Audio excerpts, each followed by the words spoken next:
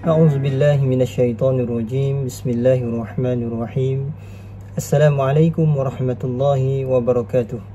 Alhamdulillahi rabbil alamin. Wassalatu wassalamu ala asyrafil anbiya'i wal mursalin wa ala alihi wa sahbihi ajma'in. Subhanaka la ilma lana illa ma 'allamtana innaka antal alimul hakim.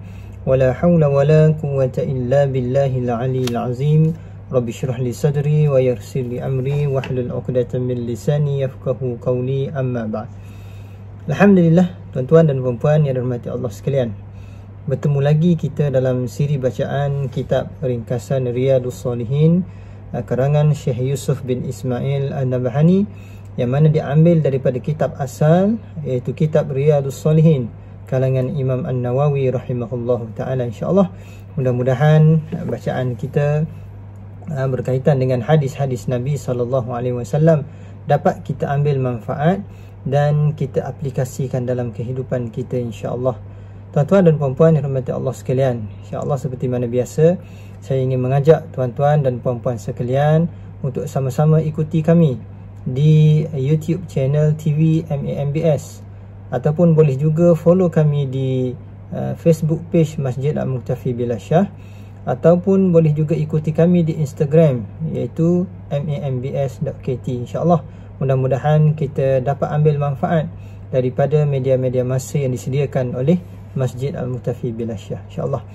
Tuan-tuan yang dirahmati Allah sekalian, insyaAllah pada kali ini bacaan kita masih lagi dalam tajuk berkaitan dengan Ar-Raja' ataupun kebergantungan harap kepada Allah Subhanahu wa ta'ala.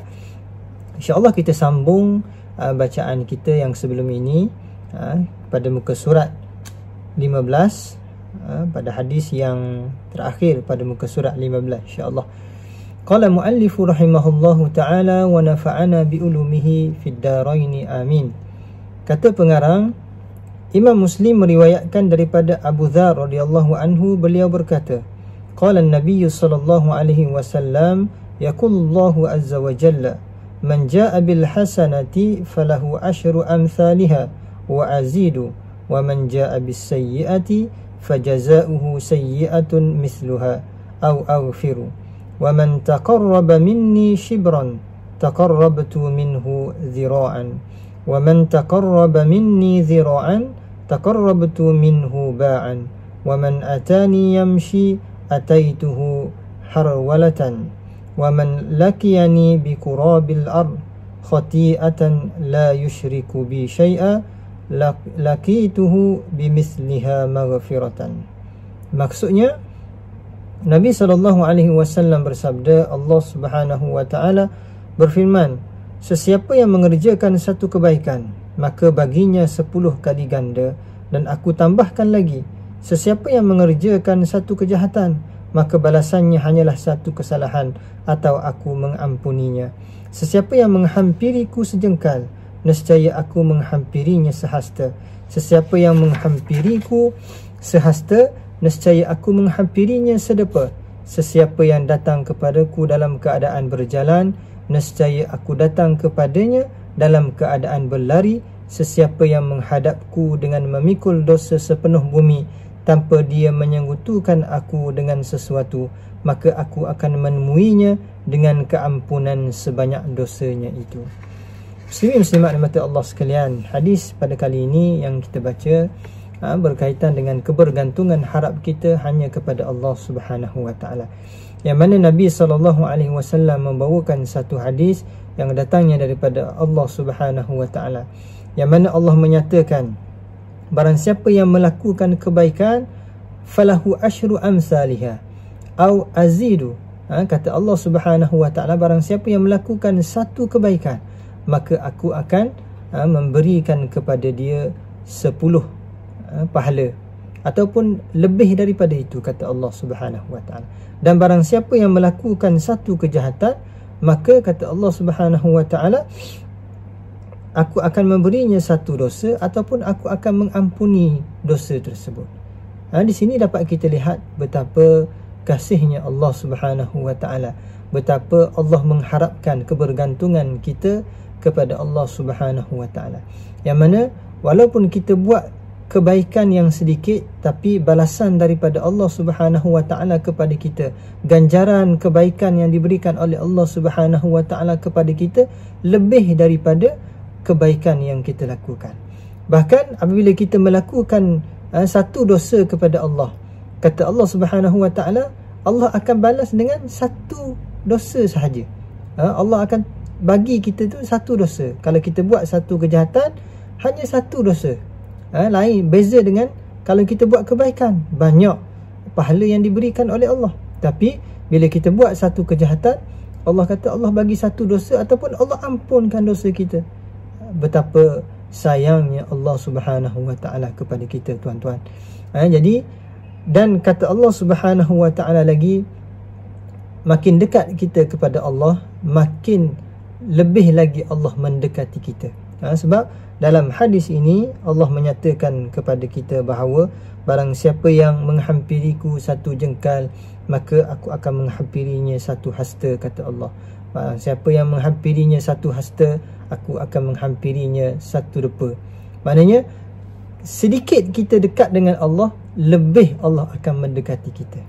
Apatah lagi bila kita banyakkan kita melakukan perkara-perkara yang mendekatkan kita kepada Allah Subhanahu wa taala, sudah pasti lebih lagi Allah akan menyayangi kita, Allah akan menjaga kita, Allah akan meletakkan kita di dalam jagaannya dalam setiap amalan dan perbuatan kita atas muka bumi Allah Subhanahu.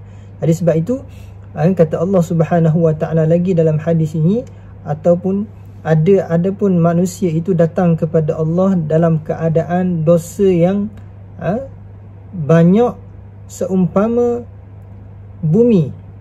Kata Allah Subhanahu wa taala, dengan memikul dosa sepenuh bumi tanpa dia menyekutukanku dengan sesuatu pun, maka aku akan menemuinya dengan keampunan sebanyak dosa.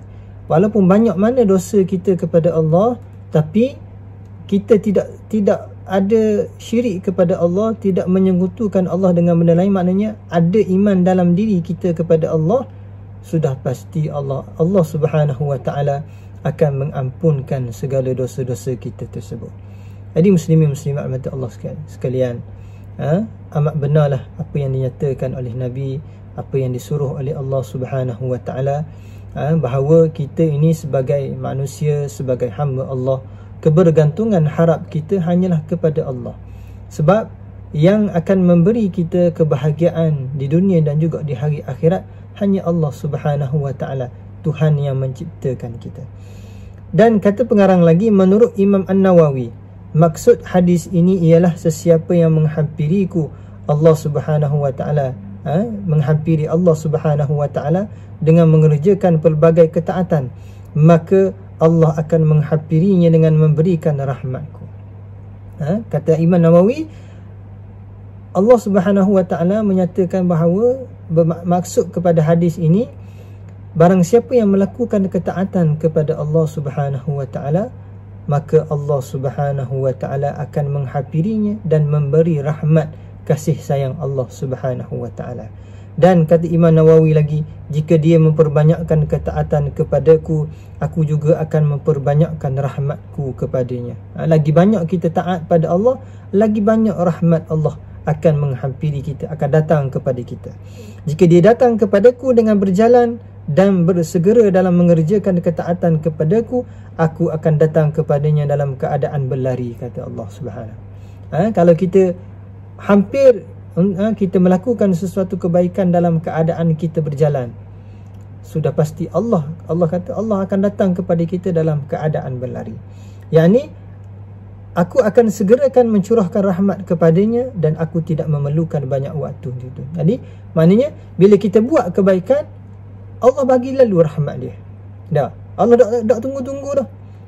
Bila kita buat tu Allah bagi lalu. Tak, bukan Allah kata buat minggu depan, tak. Bagi Allah Subhanahu wa taala, barang siapa yang melakukan kebaikan, Allah akan bagi terus rahmat dia.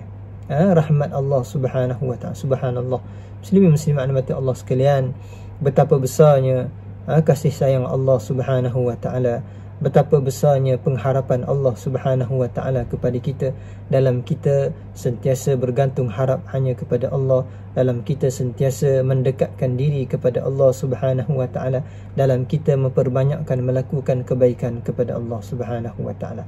Jadi insya-Allah pada bacaan kita pada kali ini, yang mana hadis Nabi SAW menyatakan kepada kita, Allah itu sentiasa inginkan kita melakukan ketaatan kepadanya untuk kita diberi rahmat oleh Allah dan diberi kebahagiaan oleh Allah Subhanahu wa taala. Jadi insya-Allah muslimin muslimat mata Allah sekalian, sama-sama kita memperbanyakkan melakukan ketaatan kepada Allah, melakukan kebaikan, melakukan amalan-amalan yang mendatangkan pahala kepada kita. Mudah-mudahan kita tergolong di kalangan hamba-Nya yang sentiasa mendapat rahmat dan kasih sayang Allah Subhanahu wa taala sepanjang kehidupan kita atas muka bumi ini dan juga kehidupan kita di hari akhirat kelak insya-Allah. Cukup sekadar itu untuk kali ini. Wallahu alam. Assalamualaikum warahmatullahi wabarakatuh.